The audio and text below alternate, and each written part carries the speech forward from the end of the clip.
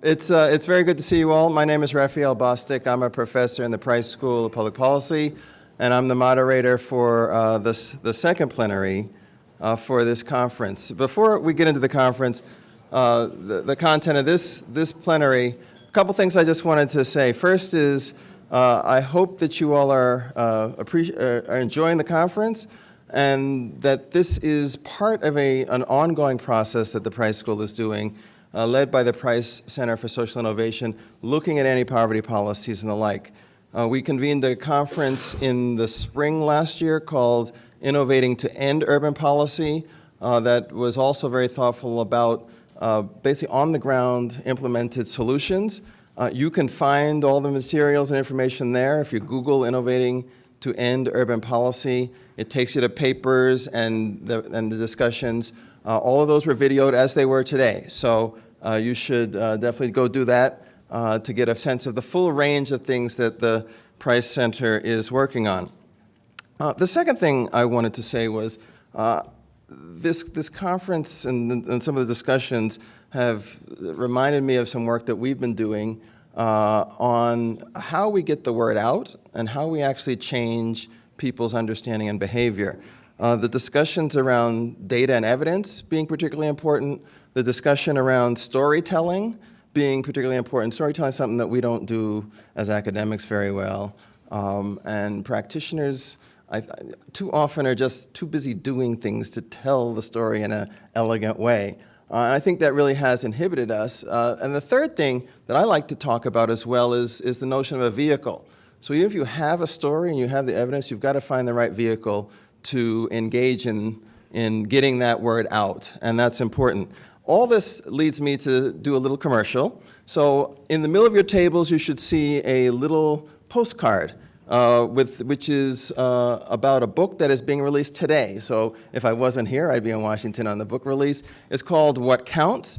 You may be familiar with the Federal Reserve book, What Works, that came out about a year ago. This is the second in that series. And it really is around some of the issues around data and evidence. I have a chapter talking about vehicles in it, so shameless plug for those things. The third thing I wanted to say is I'm really pleased that there's been so much of the conversation today around the issue of power. Power is something that we on college campuses, at least in econ departments, are not as comfortable talking about. But it is something that flows through everything and shapes how people experience things and how policies and practices play out on the ground. And if we don't address and acknowledge those power issues, we're going to have some significant challenges. And so I'm glad we're talking about that.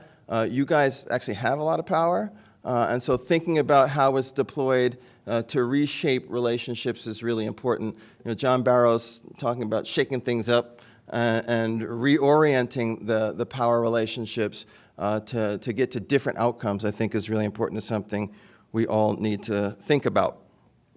We have a great panel today. It's not exactly the panelists in the program.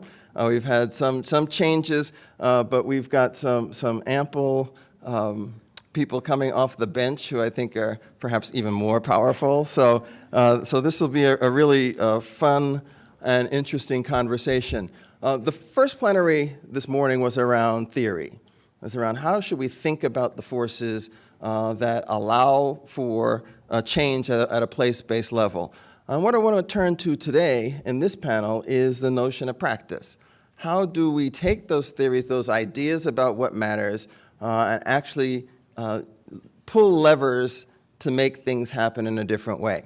And I will just say this is something that we need to spend a whole lot more time focusing on, thinking about, and understanding.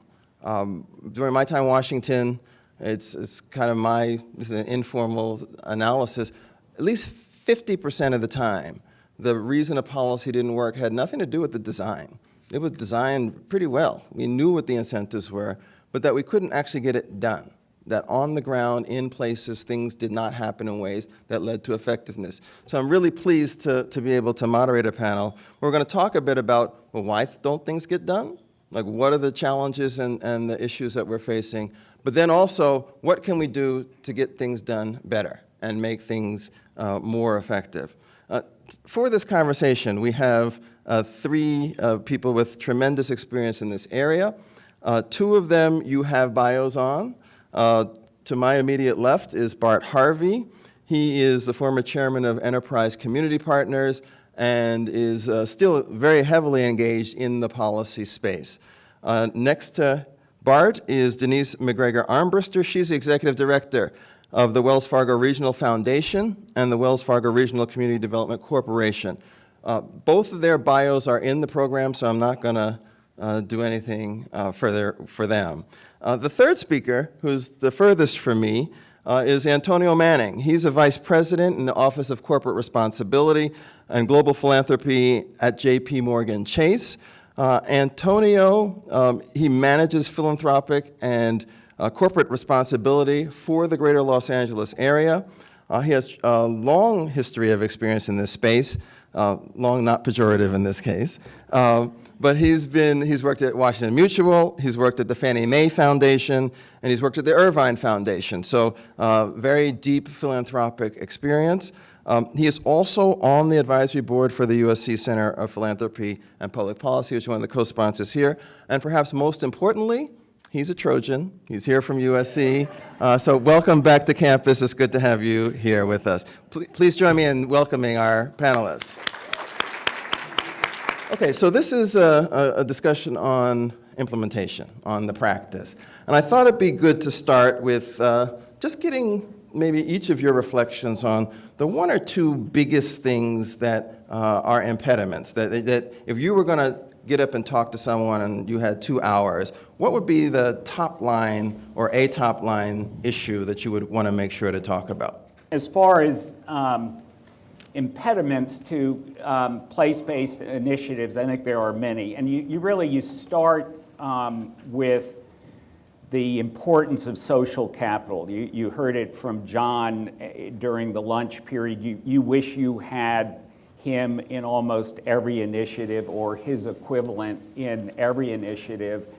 And in a lot of cases, you don't. And so building that capital, and it's not just him, as he said, it's all the people that go with him. And the voice and strength of representation in a community is absolutely critical. It's the hardest to fund, it's the hardest to start with, it's the hardest to build, but that is absolutely a critical starting point if you're going to undertake a really major initiative. And if it's 14 neighborhoods, you need 14 neighborhoods that have really strong neighbors. The second is the persistence that you need in this and the funding streams and the proportion of those funding streams. I can remember at Enterprise, where I worked for 23 years, getting a $5 million grant and saying, now change Baltimore.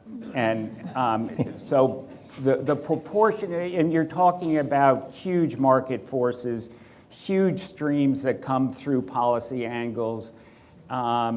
You really got to understand the time frame, the type of funding you need, and your ability to respond to what neighborhoods want.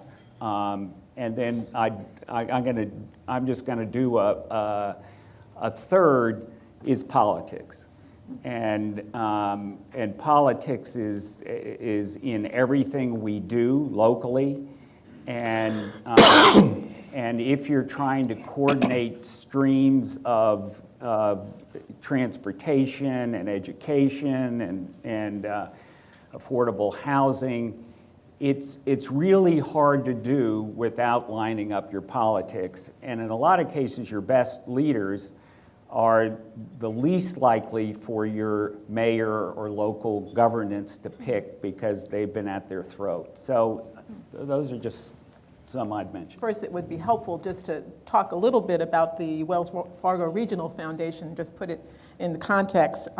We are actually now in our 17th year, and we are a private foundation. We are affiliated with Wells Fargo, but we are separate and apart. An unusual situation. We actually were founded at the time of a merger some years ago. And in fact, we operate in Pennsylvania, Delaware, and New Jersey.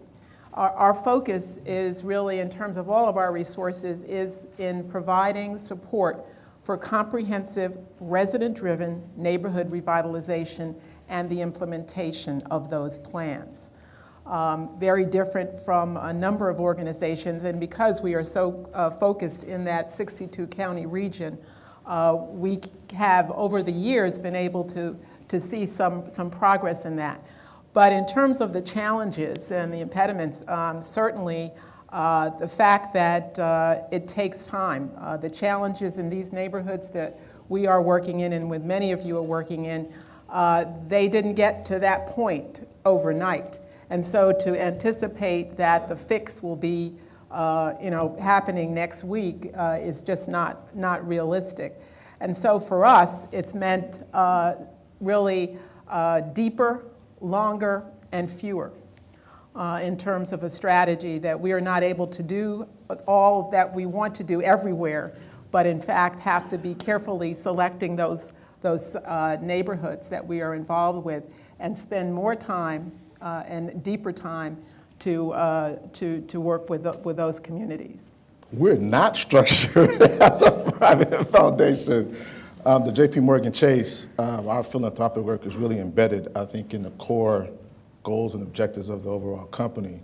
But as someone who has been doing neighborhood work at various levels and capacities over the years, I would say the first thing is, particularly for those of us who sit on the funding side of the table, is to actually get out of the way.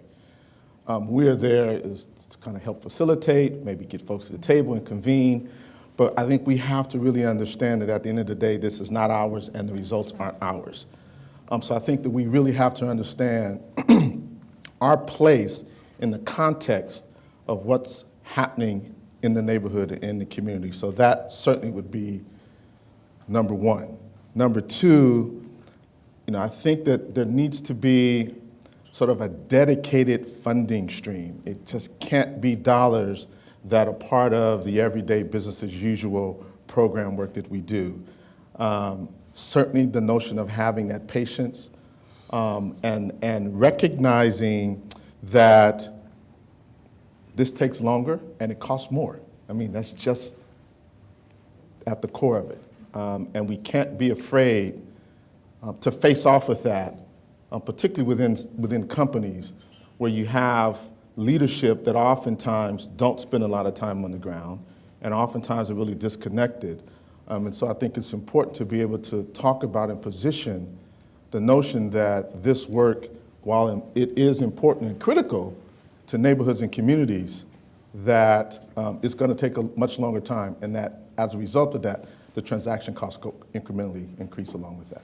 In listening to you guys, I hear four things: people, money, institutional roles, and then expectations.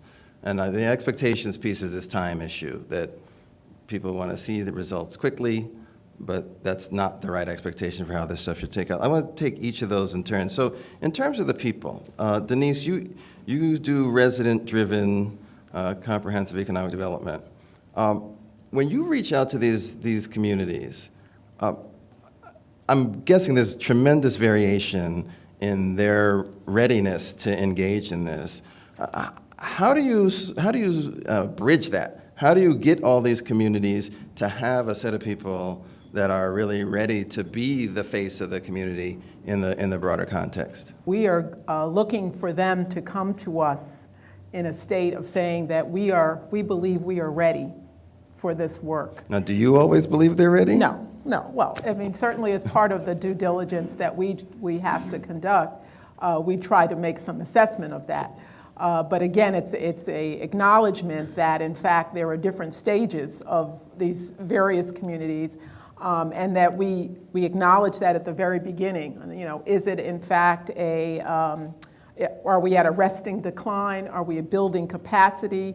Are we ready for catalytic investments? And really take a look at that to see where, in terms of capacity, those neighborhoods are to, in fact, move this work forward. Now, you talked about a couple of steps there. Do you have like an an evolution path for neighborhoods? Like, do you have this neighborhood falls in category B, which means that they're ready for this, not ready for that? Do you have that kind of framework?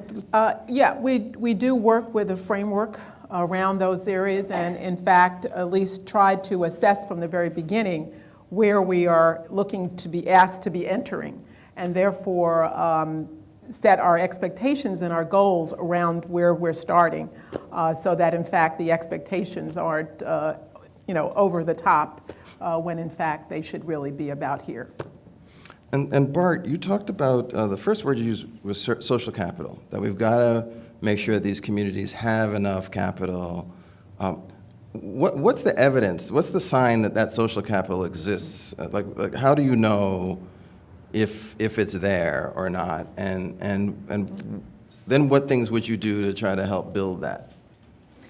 I think you look and assess when enterprise was working in cities, it would look and assess from both the city's point of view and from neighborhoods' point of view as to who had a voice. You'd meet with the different leaders, you'd see what they were doing and where they were going.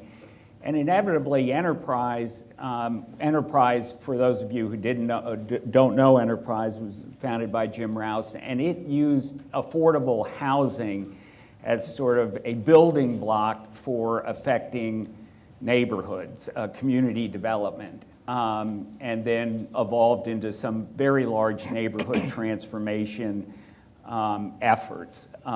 And in essence, that leadership, you really start with, and you may start on something we always did with affordable housing, and you could find how they did in that aspect of what was going on.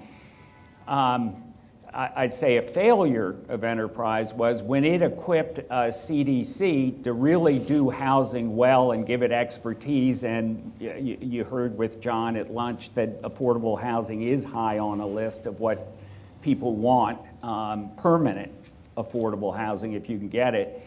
Once you really well equip a CDC and their jobs depend on the fees that they're getting, they do housing very well. There isn't other things that they might be doing to build social capital because they're very busy doing what they get paid to do and relies on. And so you really have to look beyond ACDC. You've got to look at where that leadership goes. You've got to find other financing for other issues that come up in that neighborhood to build social capital. In a lot of cases, and this is just from 23 years of doing this, we left it at affordable housing because we didn't have the funding and we didn't have the resources to take on the other very clear issues that communities have. And I think almost inevitably jobs is number one. It's the number one issue. And if you go to people and you say, we're going to build affordable housing, they say, that's great, we want a job. And that disconnect is everywhere. So advocacy to find connection for jobs is an absolutely critical aspect. And enterprise, quite frankly, couldn't address it early on. So we moved to neighborhood transformation. That's what it was called. We made every mistake you can make, but we moved to it and as a larger effort to coordinate all of the needs in a neighborhood.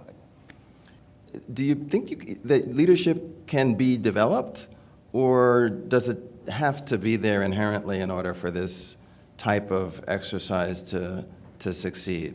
I mean, so a question is, we've been a lot of talk about scaling, replication. For those communities that don't have the leadership, how do we create an environment, or can we create an environment where that leadership can exist so that we can start to make positive change? I think our jobs is to try to help identify that, tease it out in whatever way we can, and then nurture it and be supportive of it in a way that it can grow and develop and expand. So I don't think any community is devoid of leadership. And I think if you look around the country, you see that in various forms, whether people are protesting, or they're sort of organizing in a much more formal way.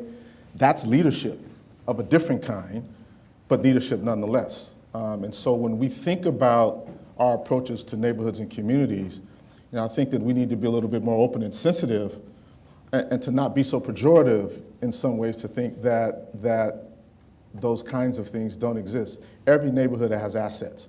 And I think part of our role is to help identify those assets and then lift them up in a way that leadership can then take on the various forms that are required and that are needed in order to move that neighborhood forward. So that would be kind of how I respond to this notion of leadership. I think it's there, it's inherent, it's built. I think Elwood at one time called it the sort of neighborhood mavens, I think you will. It's that person in the neighborhood or that set of people in the neighborhood that you often don't see. Sometimes they're behind the scenes and you run across them and you can say, God, man, they annoyed the out of me. But those are the folks that really have the pulse of the community. And sometimes I think it's how do you sort of nurture and support that leadership in a way that allows the kinds of activities to take place in the neighborhood. I too believe there is leadership. It's of different sorts. Sure, and when you're trying to get something, we're talking about implementation and on the ground, some of the political leadership is not very good at implementation either. Some of the self-appointed leadership is not the real leadership of a neighborhood either. So this is hard. It sounds easy to do, and it's hard, and you're going to make mistakes on who you back and who you don't, and what is operational versus what is political, and what is self-appointed versus what may be behind it. And it's a very difficult issue. We are looking certainly for some leadership there, but we also look for who's not there at the table, who's coming forth and saying we want to move forward with planning for this particular neighborhood. Who is not showing up, and why is Miss Betty, who we know has been carrying the flag for the last how many years, why is her voice not in that room as well? And as well as the political leaders in that particular geography, they need to be part of those discussions as well. Yeah, and I actually think that there's a lot of power dynamic in that. Mm-hmm. So, we're doing some work in Portland where the groups that are able to get funded are different from the groups who believe they represent the neighborhood. Right? And so you have this disconnect between the initiatives that have resources and what people on the ground actually meet. And they haven't really figured out what to do with that. I mean, people have started to notice that when you go to these meetings, a third of the community is never there, or a half of the community is never there. And how do we get to a more inclusive environment is really important. The filters that we use to select those groups who ultimately are funded versus the ones that aren't. And the filters usually aren't the filters that a neighborhood would say is important to them. So our filters would be wholly different. Our employee engagement, our branding, what business we may have in terms of representation and presence. So the filters we run those through are different than whatever the filters may be in that particular neighborhood. And so I think that's where there is some rub and disconnect, and why you often end up in the middle of that political conversation about who is being funded versus who isn't. Because oftentimes we'll look at the size of an organization, its track record, do they have the capacity to accept a 6 or oftentimes 7-figure investment? I mean, and those are real filters that we have to go through, but yet oftentimes they are completely disconnected from the filters that the neighborhood oftentimes thinks is important. And I think that's why you have that. And I would add one other thing, which is knowledge. So, what John Barrows at lunch said, he didn't know there was this industry that had resources that was devoted to improve communities, right? And if you don't ask, if you're not there for the proposal, if you're not present, you don't get the money. And so part of it is the filters are important, but also how broadly engaged the industry is with all of the communities that might need help, and I think that's actually important. All right, so I mentioned three other things. We've actually moved a little to the roles question, and so what roles need to be played out, we talked about funding as and like the get out the way approach, which is facilitate, don't drive, listen and respond rather than dictate. Those are important things. What other roles do there need to be in these communities in order for effective change to happen? Well, for effective, in a lot of cases, neighborhoods know what they want, and they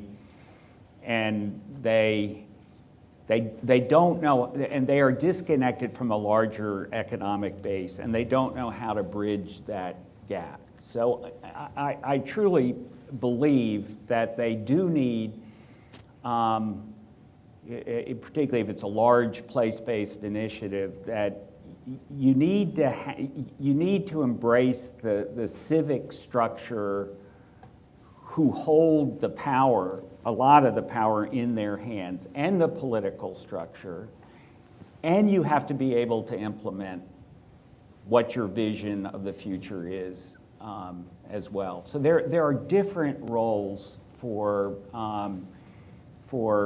different actors, and political with a small p, a political outreach that has to make your neighborhood, your community, your initiative important enough to civic leaders and other leaders, and to have it make enough logical sense that you can get sustained funding of the sort that you need, and that you can get others that will come in and help you where you need help, and where you can pull some of those policy levels. So I think we should disabuse ourselves, other than if you want to do affordable housing. I think there isn't any one force. You have to corral a lot of forces if you're really going to do comprehensive community change.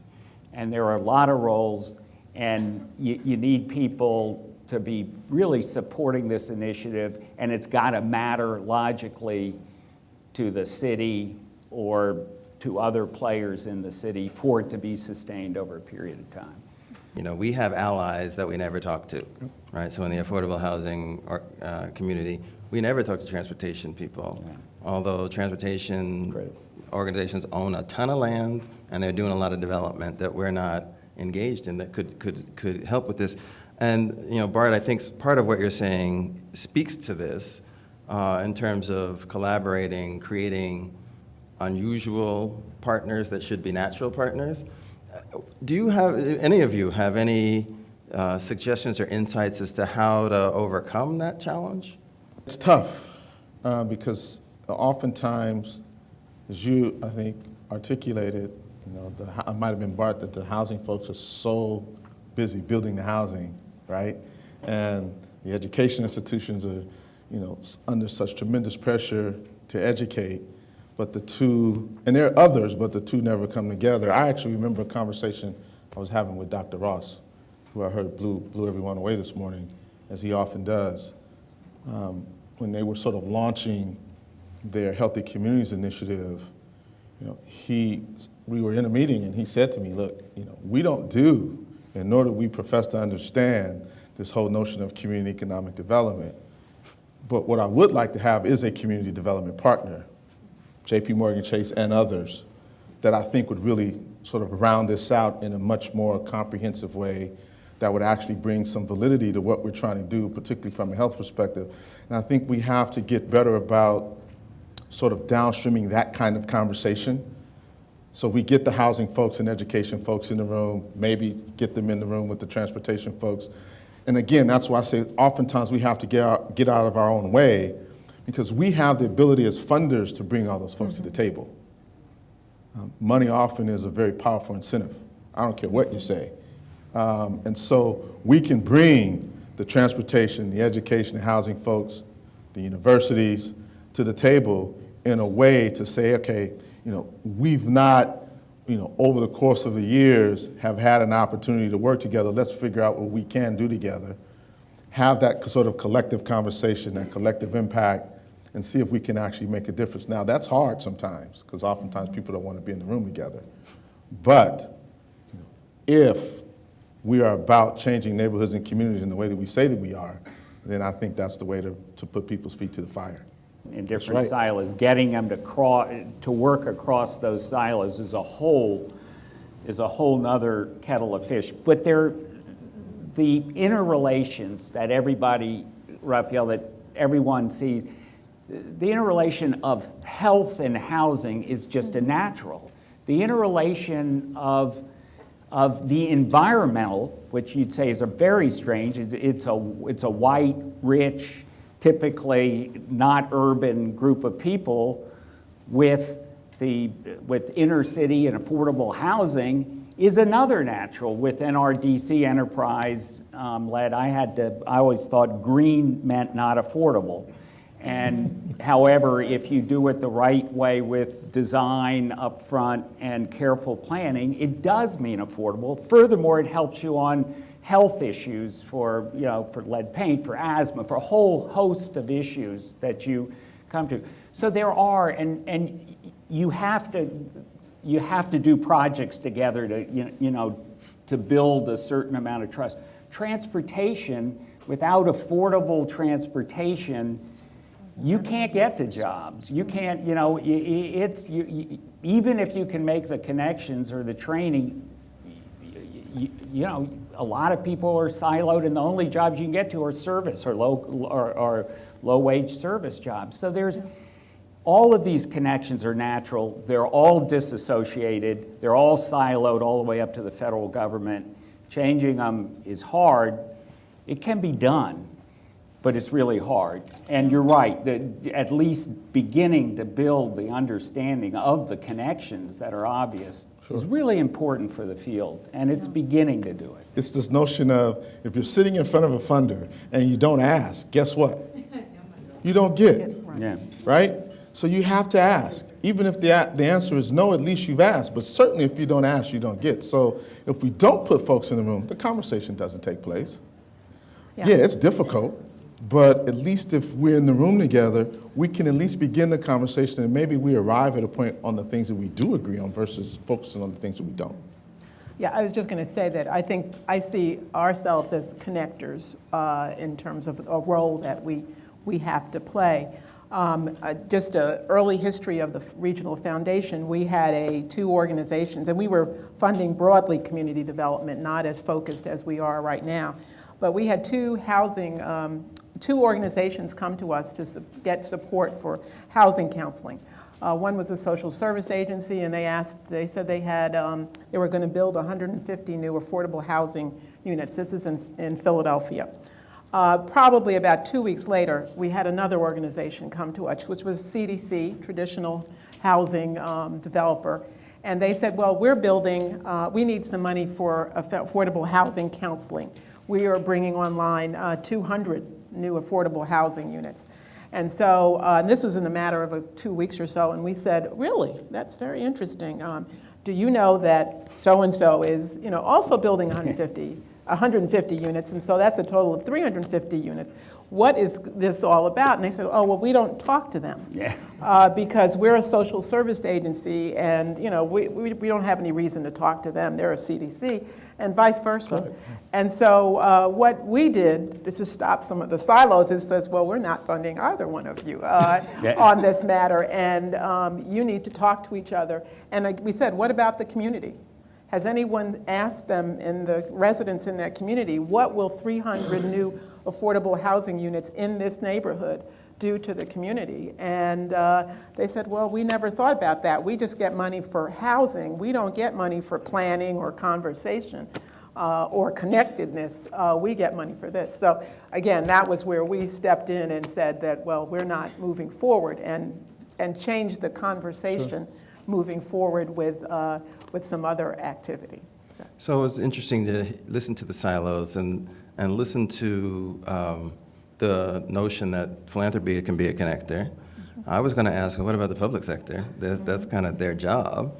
And it occurred to me that there are two examples that I personally know where the federal government at least tried. One was spearheaded by a guy sitting in the back named Luke Tate, called the Neighborhood Revitalization Initiative, that was in the White House, which linked HUD, HHS, the Department of Education, and the Department of Justice. Say, if you get a grant in one, you should get a grant in another. You get preferred treatment to try to get everyone in the room and be more comprehensive. Second, Solon Gievergese here in the front ran HUD's Sustainable Communities grants, which tried to bring together transportation planners, affordable housing folks, economic development folks, to develop regional strategies for approaching economic development. Both of those were challenge grants, right? Competitions where communities had to get together, very similar to what you talked about, Denise, where they demonstrated an initial interest in doing this, and then you work with those who seem to have gotten it together. I think the idea there is to hopefully have success lead to copycats, right? So if they're successful, then maybe we don't need the grant money because if people say, well, it already worked. So that's the federal level, still nascent, still kind of figuring out what it all means. But I think that's part of a strategy. What about the local level, right? Do we see mayors or governors or anybody trying to do this sort of thing? And is this something that you think is even worth doing? At the political level, it's about leadership. And if you don't have that leadership that's bold, that is willing to take some chances, that is willing to put some political capital on the line to get things done, then no, you don't see it. Typically, at the local level and even sometimes at the federal level, it comes behind the private sector, the private resources, which has an opportunity to sort of incent, sort of open it up to get more folks involved. Hopefully, the public sector will then take it over, but typically that's how it works. It's not often you see the public sector sort of take the lead, right? And then bring in the private sector comes behind that. It's usually the other way around. There's more and more effort at this coordination and in actually making the planning function not a production of books on the shelf, but actually be meaningfully integrated with economic strategy, et cetera. And so in a whole number of cities, Richie Daley did this very well in Chicago, and New York has, I think of any city in the country, New York has more going on that's positive in all forms of community development than any other city. And now I've offended every other city. But, Yes, you have. Yes, you have. But it just in the scale and the dimensions of the funding streams that they have been putting into community development and into coordination and integration, and the talent pool that they've assembled. You get Bloomberg didn't have to listen to anyone, so he could do a lot of things. Mayors before him, Sean Donovan came out of running their housing department. There are other very capable people, so it can be done. That's a strong market. That's an easier market to do it. And Chicago's a strong market. In weak markets, it's much harder to do. And I think it's really bringing you to a point of, see, I'm retired, so you can't tar and feather me, but economic triage is really occurring in lots of cities where the force of the market, which sometimes of the global market, that we sometimes leave out of this conversation, has really, if you think about it, it really helped create a lot of the conditions that we have today. So those that were big industrials, the Pittsburghs, the Baltimores, the Philadelphias, they had communities that worked. They had jobs that you could go to. All of that changed.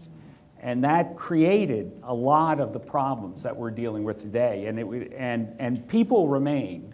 They came for their jobs and they remained. But so how do you connect to what's left? What is the economic viability of these of these cities, and then how do you plan around it, and how do you marshal resources where the community level actually benefits out of what happens in it. And I think that is a conversation that's got to be a real conversation going forward. And if you look at some cities like Pittsburgh have done a better job of recovering than, say, Baltimore, which if you allow me just one more second on this, I'll get to the point. But you're left with eds and meds. So Johns Hopkins, it's not Weyerhaeuser, Bethlehem Steel, the breweries, the port. The biggest employer is Johns Hopkins Medical. And in looking, and it can't get up and leave, or I think it would, but it can't. And it's in the middle of the inner city.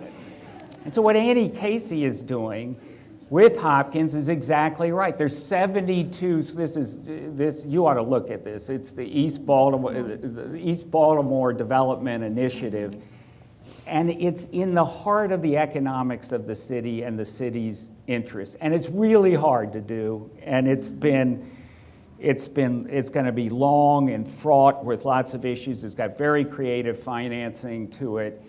It is where an initiative should be put. And it's really dealing with really poor people and real empowerment, and Casey's trying to make sure that the benefits that come out of it that accrue to Hopkins Hospital eventually also accrue to the people that have lived there. And so it's a really interesting example. But other cities are doing that and planning around those issues. If cities or the public sector would have taken a much more balanced approach, much like they may be doing now, would any of that disinvestment and displacement ever occurred? So now you have cities such as you described that are working both at the community level, but also at the sort of city and sort of broader, sort of regional economic level. When you have a much more balanced approach that way, then yeah, I think you actually end up getting to some of the outcomes that we all want to see in our neighborhoods. But over the years, that hasn't been the case. The cities and the public sector have usually focused on the economic drivers and aspects of the cities, and the neighborhoods and communities have kind of been left to fend for their own. And there's been no links sort of to the labor market or to the broader economic market. You know, Sheldon Danziger, who now runs the Sage Foundation, but used to run the National Poverty Center, said that he believes that the reason we haven't seen more movement in reducing poverty numbers is because the economy changed. And that if the economy had stayed exactly the same as it was in the 50s and 60s, all of the policies that we've done would have reduced the poverty rate pretty significantly. But when the skills required to do the jobs changed, we did not change our workforce to do those jobs. And so we left people in a very difficult situation. The other thing I want to say, New York is extremely unique in the sense that there's so much money there. Right? There's more money in New York. You know, the mayor is just doing his own things. Right? There aren't very many cities that have that. But there may be lessons to be learned, but you have to learn it thinking that you don't have any money. Right? So it's got a very, very special type of lesson you're going to learn there. I wanted to ask you about time horizons, and the sustaining effort. So if you see something, and we've heard this has been a common theme through most of the day, that these things take a long time and very few stick around long enough to actually let the flowers blossom. What's the response to that? How do we reorient expectations so that investments are sustained and we can actually allow people to learn, evolve, adapt, and then move forward? We actually looked at this very issue and said that as a funder, in terms of the neighborhood planning part and in the implementation, we do not intend to be there forever. We cannot be there forever. At least that's our focus. But actually up to probably about 11 years, we can be in a particular neighborhood, which is a good amount of time. However, again, a lot of these things didn't fall apart in 10 years. It's more like maybe 20, 30 or plus. And so what we have put in place is something we call the Sustainability Initiative. As these organizations and neighborhoods are going through implementing their plans, and those plans tend to be for about a 10-year period, we have a kind of pause, if you will, while they're doing this to say, okay, let's recalibrate if necessary. What is this really costing you to move all these priorities forward? And what is it taking out of the organization and out of the community, and who are the leaders? And they really go through a period of about 6 months with this sort of initiative, really sitting down together, working the numbers, as well as saying, okay, what's left to be done? What do we need to do, and how are we going to do that? And how do we source additional funding outside of us and outside of those dollars that have already come in to continue this work and move it forward? Now, how many projects do you guys do concurrently? Right at this particular time, we have 43 active neighborhoods. And how much staff do you have? Okay, I'm 20%, so that's, we've got five staff members. That is. You're doing all this with 5 people? Well, certainly with the assistance of additional technical assistance organizations But yes. and consultants, Right. yes. So that seems like an incredibly large institutional burden. I think it's necessary. So necessary. I was going to say, I mean, sort of, when we do our projects, right, at some point you stop, you look at what's happened, and you recalibrate. That's kind of the natural process for any project and its management. You're doing 43 of these in extremely complex situations.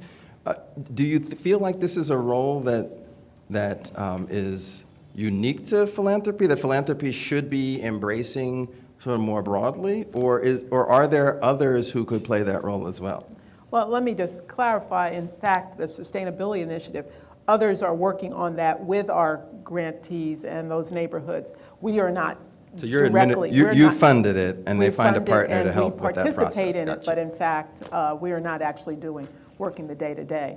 And actually, it's the organizations that are really doing the hard work there, because also they are developing, if you will, a pitch, a prospectus for the future on how they will, in fact, sustain that work. Now, did you get pushback from your grantees on this? I mean, how have they responded to sort of a regular review, or has this just been, we're funding, we decide? Yeah, well, I think initially, and certainly this is also part of our ongoing evaluation. I mean, we're doing quarterly reporting, and again, it was, I guess there was a lot of resistance early on, saying, well, we don't, this is not how things have been done in the past, but in fact, they found that this reporting, if you will, was helpful to them and to their stakeholder group to be really accountable for the work that they said they were going to do.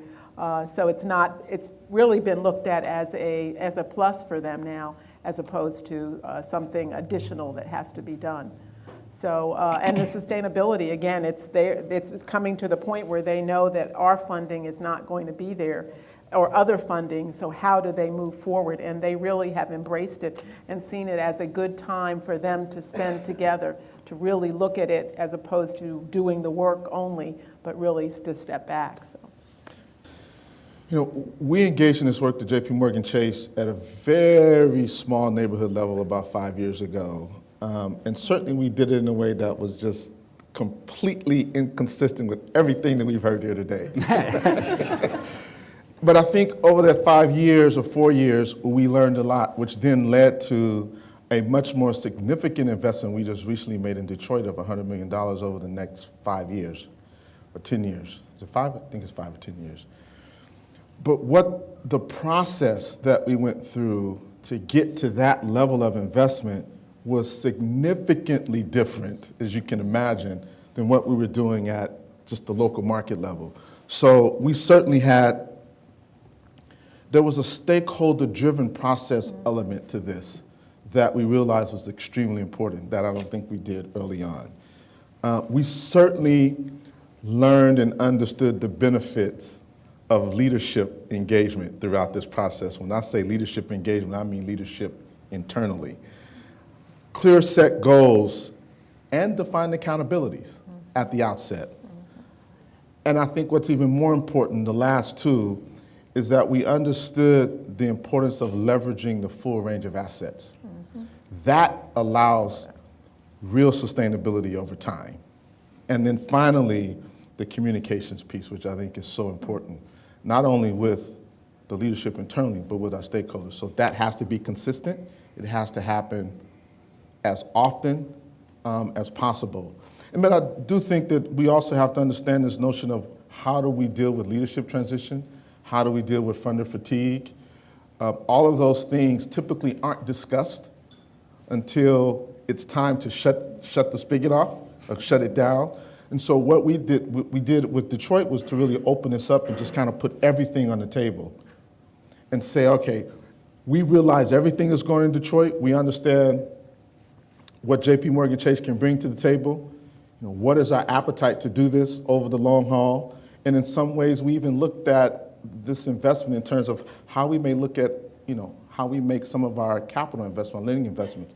You know, do we look at this of a 5-year, 7-year, 10-year? You know, how do we think about this in terms of, you know, the changes in the market that often impact the way that we do things versus changes in the market that impact the range of partners that we're going to be working with? You have to understand the notion of how do we measure the performance from a market context and how do we measure performance from a mission context, completely different. And so I think we took all of that into consideration as we looked at this significant investment in Detroit. And so with that, I think we build in those, you know, those elements that allow us to sustain this over time and really give, sort of create the room, the run room for organizations and communities to really get this right so they don't feel rushed in some ways. When you heard about the California endowments, we're going to pick 14 places, we're going to, you know, spread peanut butter is not the right word, but we're going to be distributed through the state and hit a lot of different communities. What was your reaction to that? Like how did you digest that information? I'm thinking about how do we consider these different strategies for trying to affect change? Figure out how do you tackle 14 neighborhoods, different, diverse, spread throughout the state, culturally different, you know, just everything. And we were struggling with one here in Los Angeles called Bull Heights. And I knew of some challenges that we were having because we were doing this across the country: New Orleans, Dallas, Seattle, New York. And I understood the challenges we were having there, but to do 14 at one time in one state. But I think they felt comfortable with it because there was a planning process that they undertook to get there. And it wasn't something that they decided to do, like, we're going to choose this neighborhood and we're going to make a set of grants and then we're going to try to fit this into the scope of what we're doing. But I think they undertook the planning process. And I think once you go through that kind of undertaking, I think it's you can bite off a little more than when you don't engage in that kind of process. Yeah, and in our case, all of those communities have gone through a planning process, and we have been part of that as well. So, and certainly they're all very different. Some are rural, some are suburban, some are urban, and it is a challenge. But again, and they're all different stages. So, I think it's doable. And the learnings that come out of those must have been fascinating. The data that I know is still coming out of some of that work. I'm sure there are lots of things that they, sort of assumptions that they had going in that were clearly way off the mark, that they are in a very different place now. The more important piece is when you sort of realize that your assumptions are off, can you make the pivot, right? Both within your respective institution, but also working with the community partners. Can you make that pivot to make sure that you stay relevant and on point?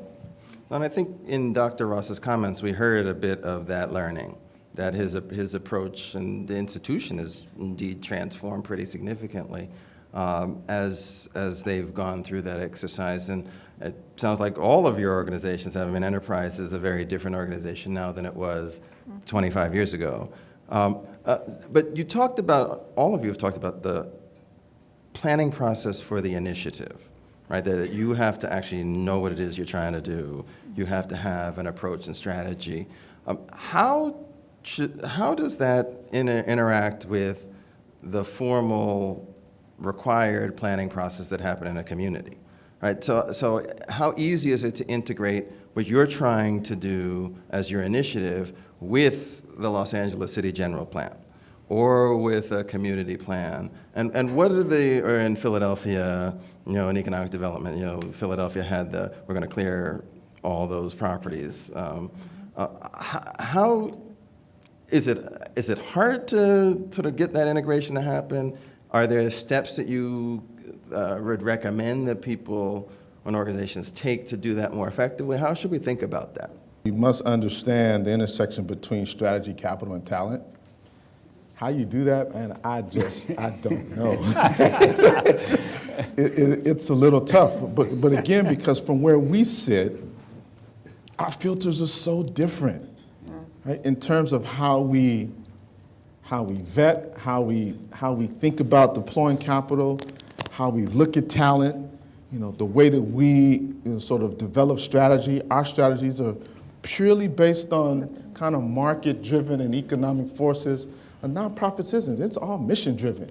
And so we've got to make that connection first, right? So it's challenging, but I think to have the willingness and openness to sort of, get in the room and close the doors and sit around and, kind of figure this out. I think we're all smart enough to kind of figure this out and see if we can arrive at some points of intersection and agreement. Then at least I think we're on our way there. But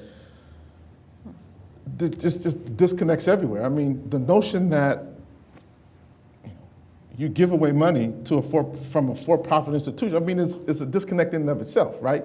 So it's hard to sit, in a Fortune 100 company who's all about profit and revenue, but because you have to deliver that for your customers and your investors. And then on the other side of that, it's like, well, okay, I'm going to give away, $300 million of this profit.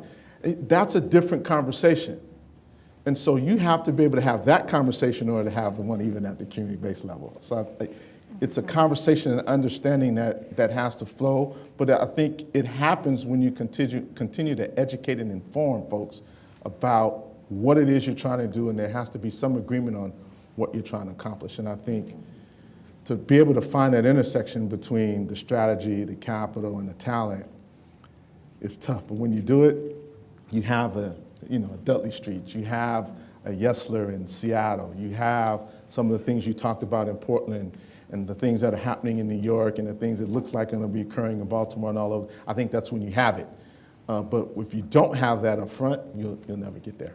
One of the things that we've also had to do is really talk at the state level, as well as at the city levels in our region, in terms of saying this is what we are supporting, and we need to have those either master city plans or local regional plans at the table in these community initiatives. They need to be there. They need to be aware of what else is being planned and how this fits in or doesn't fit in.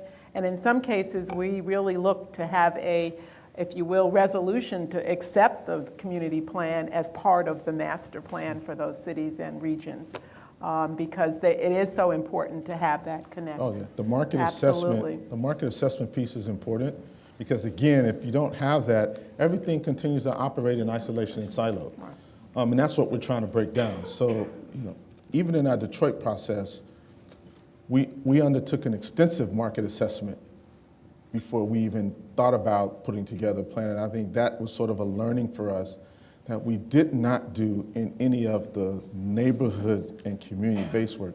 We weren't thinking about the market assessment. It was all sort of neighborhood-driven, community-driven, but not linking that up to what was happening in the broader economy, I think was a huge miss for us. Sandtown Winchester was not where we wanted it. Where we wanted it was where Casey was, but to get the mayor and his flows and some control over the schools, which were terrible, among the worst in the whole state, we had to go to where his support base was, not where his opponent's support base was. So here's politics at first, and it was not the economic area. And then Enterprise made its plans, and it had to show all of its funders' results. okay? Because funders want results. They don't, and there's more patience today than when we started, but you have to meet a certain amount of results, and housing was one of the easier results, even though that was hard to meet. What the people on the ground wanted was employment, so we got money for employment. And then you get into the world you don't understand. And the world you don't understand is we sent all kinds of people down for jobs, and they came back saying, we didn't get those jobs, and we said, and we called the employer that was, I won't name, but he said, look, they all have records. There's an automatic exclude for being in prison. Well, 30% of the people, which we didn't realize in Sandtown, Winchester, had gone to jail. I mean, this was the prison. So we had to change the law, basically, or really prevail on people. So you don't even know what you're getting into when you start on something. And it is critical to understand it from the street up. Annie Casey, I think Doug Nelson, who was then head, had 300 meetings with the community, and just about issues that were totally disconnected from issues that you may understand from a position of understanding how the economy worked and everything else. And it's a tribute to him. But these are the kinds of connections. And I walked out of 2 of them, just saying, I can't believe he's doing this. This was where renters were saying, you ought to pay me 3 times my rent because you're paying homeowners X amount of money for their land. We ought to get the same right. That may be, so you're in a different world. And you better understand that world, and you better be patient, and you better have large funding. And this is proportionality. I mean, we're talking about huge economic flows that go in and out of communities every day. And so if you have someone like Casey who's willing to really put it on the line, that's fabulous, because they can stay for the long term. But you really got to be committed to this, because it's a long, tough process to connect 2 very different worlds, as has been eloquently said here, and to still get the results that really is going to, the end mission is to empower these neighborhoods. And one final, why even do this? And this is when we started Sandtown, Winchester. So you all are saying, you hear all this tough stuff, you say, well, I'm not doing that. We had an economist come out, and this is the same economist who did the economics for the city of Columbia for Jim Rouse. And he looked at Sandtown, Winchester and said, if you can even get it marginally working in the right direction and correct things that are eminently correctable, it pays for itself. That investment has a huge return. It's a public return, but it's a huge return on your money. And that's why you do it. I mean, this is why place-based, there are huge economics in getting places to nurture people rather than to put them into the prison system or wherever else they're going to go. And, it's just like Dr. Ross is, do the math. The math works. You got to be able to change enough things that the math really works in your favor. But that's a critical issue. And then I'd say, be humble, but if you don't do this work, you've lost the soul of the whole country. You've just lost it. We should be a materialistic, capitalistic, winner takes all, because we don't care about each other. And that is social capital for the society. That's eroding. But it is critically important. And so the work is important, getting it right's important, the issues are really tough, the economics of getting it right is really important, and it will help our society down the road. to do, anyway. If we think about the scaling issue, one thing I always say, charity isn't a business model, right? You're not going to actually get charitable activities to happen in a lot of places as a regular course of business. So you've got to find ways to articulate that the things you're doing actually are in the collective interest. And I think we can do a whole lot better on that. There's a lot more work to do there. Jean-Yves Marilus from UC Davis. My question has to do with the role of the media. It's a fascinating discussion that's going on. And as I was sitting here taking notes, I was thinking of the role of the media. What sort of role can the media play in advancing place-based initiatives? Is there a role for them, and how do we go about reaching out to them? I'm kind of highlighting what's good about the community other than what's occurring that's bad, because it's typically what we read and see all the time. And I think it skews the lens and the perception about communities. And I could just talk about here, I grew up in South Central LA, and because it's such a negative connotation attached to South Central LA, people start calling it South LA. They just took out the central part, right? So I think one role that the media certainly can play is to highlight the good works that are happening in community on a day-to-day basis, can highlight the organizations and the good works that are occurring on a day-to-day basis. Companies, foundations, depending on what the issue is, we tend to try to shy away from that. But I do think that there is a role that even we can play in terms of highlighting, again, good organizations, the good work that's occurring. But, it's not sexy, right? My wife works in the entertainment industry, and she always say, look, movies don't sell unless it has sex, guns, and violence. I mean, that's what people are attracted to for whatever reason. And I'm not suggesting that that's what we highlight in communities, but I think we've got to think about it, the good work in that context. I was wondering. So how do we elevate in a way that, makes people feel good about what's happening out there, and maybe make people want to get involved. And I think the media plays a huge role in that, because they really sort of help shape lenses and perceptions about community, and I think we could get them to do it in a much more positive way. I think there might be some good sort of outcomes of that. Yeah, and it's part of our work with implementing or supporting the implementation of a neighborhood planning process. And as well as in the planning process, we actually kind of work up if you will, a communication strategy for the organization, the lead organization, about the work. I mean, even from announcing that they are going to go through a planning process, it is their announcement. It's not ours. We're not involved in it, other than perhaps to be there for a minute or two. But really, again, that's what we really try to, because we want to bring attention to the good work, bring attention to the rest of the community to make sure they are aware of what's going on, as well as certainly the other political leaders in the area. They definitely want to be there with the good news about the work that's happening in their district or their council or ward area. So that's something else that we've tried to do, is in terms of develop a communication strategy for that work.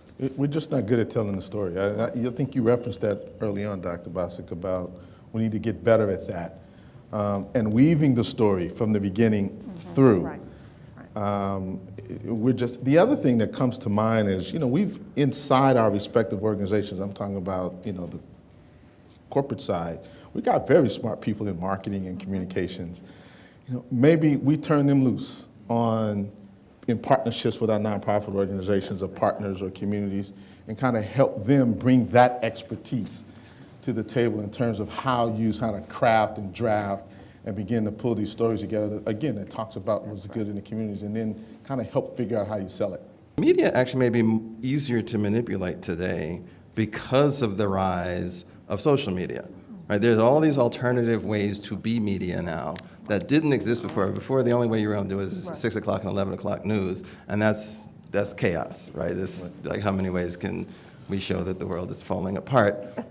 Whereas now you can do things, you can engage the media, you can create your message in a much more direct way. And it's something, I like your idea, Antonio, about using institutional talents and capacities to try to shape this externally. I think that's really important. So that's a good question. My name is Katie. I'm the place-based marketing manager for First 5 LA. So I've been working on this concept of storytelling for our place-based work. And one of the things that I've come across is this idea of changing place and movement building. And these are concepts that really aren't in public vernacular, and I think that that's what makes it kind of difficult to tell a story, because this work is complex, and just the word complex doesn't necessarily translate to media-friendly stories. So I just wanted to bring it up and ask the panel if you have had any experience with successful campaigns and almost bringing out the complexities and allowing for the complexities to stand, but in a palatable storytelling manner. We're doing this in small ways within our communities, but I think there is a better way that we could do it across place-based initiatives. There has to be a connection between language and lingo, and oftentimes there's a huge disconnect there. And it's no more prevalent than when you have a funder that's talking to a nonprofit, and the language is just different. And oftentimes things don't get funded because the language is just different. I remember sitting in a conference a month ago, and it was about workforce development. We had a couple of young men on the panel. And it's a similar scenario to what you described, Barton, sending folks over to a training center thinking they were going to get jobs, and they didn't. And the young brother said, I understand the language. It was very profound. He said, I understand the language of what it takes to get me back to prison. I got that language down. The language that I don't have is how to get to the Workforce Development Center and have the conversation about training and jobs and employment. I don't have that language. So I think we have to get better about understanding the language and how the language is actually perceived on the other side, that then begins to help shape the reputation and the perceptions. So I think we have to have a conversation about language and lingo. I think it's extremely important, because it helps us understand the nuances, the cultural competencies that are part of that. Because if you don't understand that, we can't dialogue. When I was at Fannie Mae, we undertook a study years ago, because we were really trying to understand why communities of color and people of color were being turned down at such high rates on mortgage applications. Our assumptions going in, we thought it was what? Credit, right? Income. It wasn't. You know what it was? It was a person sitting across the table taking an application that did not understand all the cultural nuances of how people build credit, how they start savings. They didn't understand that. So it wasn't reflected in the process and the decision-making process. And so we have to get better at understanding language and lingo, because if we don't, then we can't have that conversation, and then the message can't be delivered. The only successful campaigns we had at Enterprise were, I don't know whether they were good or not, but it's a Horatio Alger story. It'd be like John's story. It would be personifying in a person the change that was occurring, and somebody, and it could be anybody, who had come from being on the ground to being a leader. And it could be ordinary people, et cetera. And a number of those those are very powerful sort of summaries that go to, we used it for corporate leaders, we used it for others, and inevitably there were, even with the toughest corporate leaders, they just got it in a minute. They got it. And then for corporations the other way, we would take our board members that came and we'd take them on a tour. And I can remember the head of Merrill Lynch at that time went in and met this extraordinary woman who was 18 and had a 6-year-old. So you get that story, and was alone, and she had been abused and was getting her degree, and he hired her on the spot. Just was so impressed. So people get overcoming difficulty, rising, it's part of an American culture. Now it simplifies, which is a danger in all of this, you know, all the work. So it's one person, it's one thing, it's one, that people get that, and people like that. I mean, they like an underdog working hard and coming up and becoming and being a productive member of society. They get that. But they often don't get that the institutional structure makes it really hard for some people who could be Right. successful underdogs to be so. So, you know, what you're talking about with the incarceration requirement. Yeah. Right? That takes a bunch of people who actually want to go on a different path and makes it virtually impossible for them to do that. And that's something that we need to lift up as a significant barrier. I think Prop 47 was just passed here, that changed some of the sentencing guidelines, is actually going to help in that regard by taking felonies off of people's records and allowing them to really qualify and compete for jobs that they hadn't been able to before.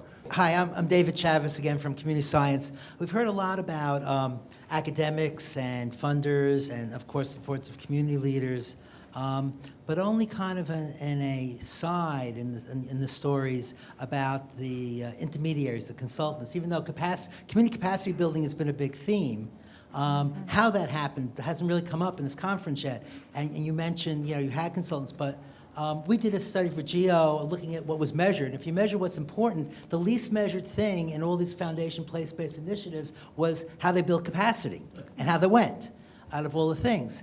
So given that, given the importance of that and it's behind the scenes, what are the lessons you've learned about community capacity building and the use of intermediaries and consultants? And in our planning efforts for the various neighborhoods, they use consultants to actually create the plans.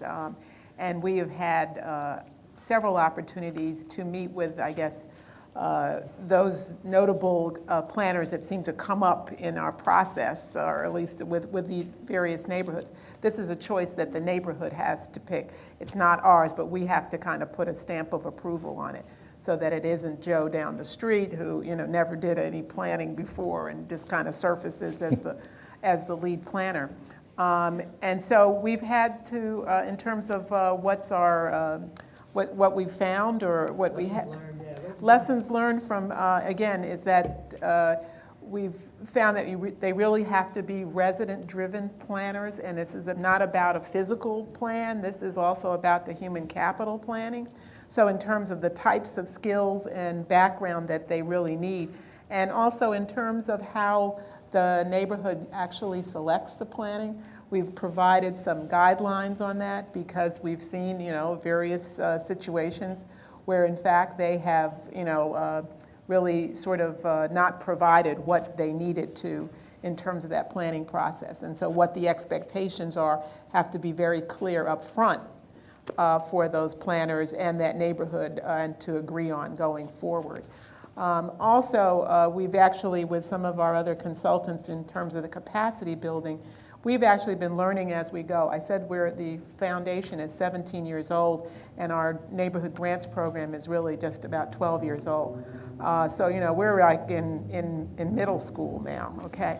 So we've had to learn as we go that there were actually things that we were requiring of the grantees, and they didn't have the tools or the skills, and so we've had to adjust as we've gone along. I mean, evaluation is a key component for us, and we said, well, we actually have a door-to-door survey, a randomized, systematic survey that they have to do on perception, on quality of life perception, and that's something that we thought initially that they could do. Just got to do a survey, and we learned that that's not the case. So we've had to stay open to certainly the feedback from the community about what they can and cannot do, and help to provide tools to help them to doing the work. Again, we've worked with a group of folks who have really been flexible and helpful in moving that forward, and have also learned some things that they have to pull back on or things that they need to do differently. So, don't know if that. And Enterprise is an intermediary, and so it has worked for a long time with a large number of groups and leaders. And in fact, we brought those 30 of those leaders regularly back into Enterprise for them to meet with each other, compare notes across the country to help inform us as to Enterprises, what we were doing right and wrong. And at our best, we would stay with and nurture people along the way. And that council would constantly change so that other people would get a chance. And I think there's a lot more we could do at Enterprise when I was there. And you sometimes, you're in such a hurry and you're so stretched, you don't do it. But that helps, and bringing leaders together from across the country and having them compared. And then we brought all of our groups together in one big network conference to take them out of where they were, to put them into a good place, to hear from each other and people like Jeffrey Canada and others, as the things that were happening that were positive across the country, because these are my heroes, and these are incredible people who are putting their lives and their work to make all of us better through. And those things were really exciting. They were great. You come out just sky high, and then you have to go back to getting people employed and everything else that So Bart, need to do. were there proceedings written up or reports from those that might be, are they public? No, they're Enterprise internal, but I'm sure. Because those lessons are actually, I think, would be very useful sort of more broadly to help folks who are trying to do these things all over the place. It's actually quite interesting. Well, let me end with one final thing. Is one of the groups we started out with, Doris Koo, who ran Asian Americans for Equality, Norm knows her well, ended up running Enterprise. Right. She became the CEO of Enterprise, and she's one of those wonderful stories that you encapsulate in a person who's got everything you could ever want to have in an American citizen. And so, I mean, that was a wonderful moment for me, for the full circle. She took over from me and did a better job. That's the bad part of it. But, was almost 20 years ago when Merrill Lynch breathed public relations into our organization and then gave us people as technical assistants. Foundation community usually doesn't really want to have their name everywhere. But if you can bring in the corporate people as partners to help in the neighborhood, don't just throw marketing dollars at the group, because everybody doesn't know what to do with it. And the press may not respond the same. And last thing I'll say is some of us have started working with a group called Echo Media, who advertises with purpose, and they're based in Manhattan Beach right here. And getting around groups who are focused on neighborhoods, place-based success, good storytelling, we all need it. yeah. Is to actually use our in-house expertise across a range of areas: financial, organizational development, marketing, communications, whatever. We are now sort of, I guess, we just launched it, of course, the name is escaping me, but we are going to be sending teams of employees out to various organizations to spend 4, 6, 8, 12 weeks with them to actually work on a set of issues or an issue within that organization, utilizing our in-house expertise. So we are sort of starting to sort of walk the talk or talk the walk in terms of how do we, again, better serve the organizations and the communities that we say we ostensibly represent, even to the point where a couple of years ago, we had 2 organizations in the Bay Area that merged. We actually put an investment banker as an advisor on that merger. So we're beginning to kind of explore those kinds of opportunities to work with organizations. My name's Yosef Olafai-Tuli.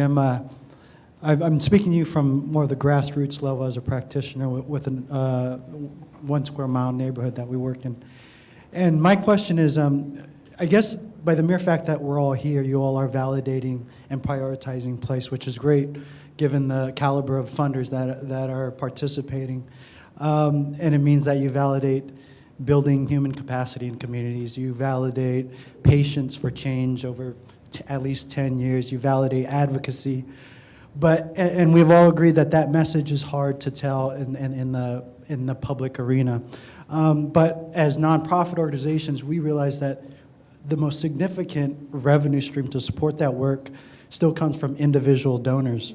And so my question is, what role do you think individual donors or high net worth individuals, maybe family foundations, community foundations, play in prioritizing place within their scope of funding focus areas? Because for us, our own experience is that it's a very tough story to tell because they're so accustomed to funding programs, and not systems change, not silo breaking, not coalition building, not facilitating. They want outputs with regards to programs. So just curious as to what you've seen nationally with regards to individuals prioritizing place and what sort of resonated with them, because obviously it resonates with you. For us, we in fact have seen among the grantees in the neighborhoods that is not an area where there has been much effort at all in terms of from the nonprofit to the individuals or the family foundations. So we have actually provided opportunities for them to, if you will, pitch their prospectus to individual and trust funds and family foundations, because it is really where the money will come from. That's where the bulk of the money is. It's not certainly with us, and the public sector has what it has. So yeah, that's one of the things that we've seen as an area, and trying to find, again, ways to connect for those nonprofits. We have our own philanthropic advisory group that actually provides advice and counsel to clients of our asset management group, particularly our private bank. So we have a number of clients that they're not quite there yet, but we have seen an uptick in terms of interest, particularly what JP Morgan Chase is funding. And so we've tried to sort of create forms and environments where we can expose our clients to communities and organizations, and even the work that we're also funding, as a way to, again, educate and inform, and hope that something may come behind that, or that they may co-invest alongside JP Morgan Chase. So we are seeing a little bit more of that. I think we have a long way to go, though.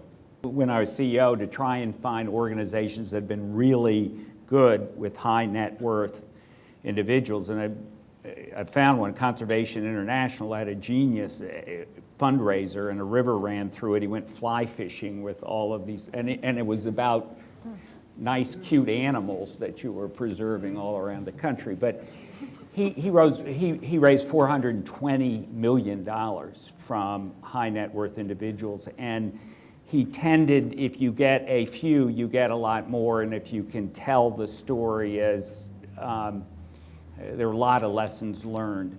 We tried at Enterprise LISC and others as intermediaries ought to be trying to both showing the bigger story, and they love funding leaders. And again, this went back to Doris Koo. Jim Rouse, to his great credit, hauled two mink-clad women down to Delancey Street to meet Doris Koo and see the work that she was done, and they handed over on the spot $1 million. They were so amazed at what was going on and what was happening and what they were seeing. There's a whole range of different kinds of high net worth individuals, some that are looking at place, these cared about New York and what was happening, some that care about a program writ large that's going to change the United States, and some that look at individuals to be funded where they can have an active role in it. I was hugely unsuccessful. We did get $100 million, but I was hugely unsuccessful in any kind of, we have a promise for $100 million, I should say, that hadn't paid off yet, but it will. And there's a lot more work to be done here, and you're right, there's a huge transfer of wealth, and getting your story and getting a person and seeing what's happening is really critical to all of this. And then making the bigger case. You got to make a bigger case to get large financing as to why this matters. Yeah. You also found is with working with some of the community foundations and found individuals that were actually from those particular communities. And they have certainly a particular attraction to supporting the work there and really helping those organizations to find those individuals who came from there and are willing to particularly give back. They lived on that street. They were, around the corner. Their parent had a business there. And we found that to be another approach to take. We have to see this work as not a finished product, but an unfinished project, where we continue to try to create the room and flexibility for neighborhoods and communities to operate in flexibility and do the things that are required for the neighborhood and the community and the residents of that community to get where they feel like they need and want to be. And I think that as we try to build sort of a social inclusive and a social justice community, that we have to understand that sharing is one of the fundamental metaphors to do that. Shared interests, shared wealth, shared power. We still have to understand proportion in this, and one of the things we did in housing was low-income housing tax credits, which put resources. You've got to have resources to do the work that we're doing. CRA, one of the reasons you see everyone on the stage is the Community Reinvestment Act really put $1 trillion that has come back into redline neighborhoods. So policy and the ground game, air cover and the ground game, is really important, and continuing to EITC is important. These are big funds flows. They're tiny relative to the flows that go on around you. And it wasn't until I'm on Fannie Mae's board in conservatorship, and wasn't until I got to Fannie Mae where I understood proportionality. I said, my God, you made $1 billion error. They go, Mr. Harvey, that's a rounding error here. $1 billion is a rounding error at Fannie Mae. So the proportionality of the flows that go in and out of the markets, understand them, understand the forces of the market, and try to carve out things that do go down to the ground. And if you just take the low-income housing tax credit, we had to fight for fees for CDC so they would get 8% of all the projects that they did. So they had money that they could do their next project and their next project.